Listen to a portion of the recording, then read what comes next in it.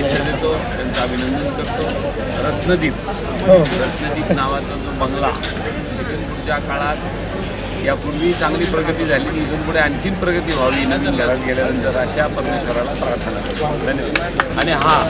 आणि विशेष म्हणजे आजचं मुहूर्त हे वाढदिवसाचं आहे। वाढदिवसाच्या दिवशी गृहप्रवेश आहे, त्यामुळे त्यांना उत्तम आरोग्य लाभावं, नाही तर कामधंद्याच्या कामामध्ये आपलं आरोग्य बिघडू नये याची काळजी पण त्यांनी घ्यावी आणि चांगलं आरोग्य लाभावं, त्यांना दीर्घ आयुष्य लाभावं अशा वाढदिवसाच्या निमित्ताने शुभेच्छा देतो। धन्यवाद।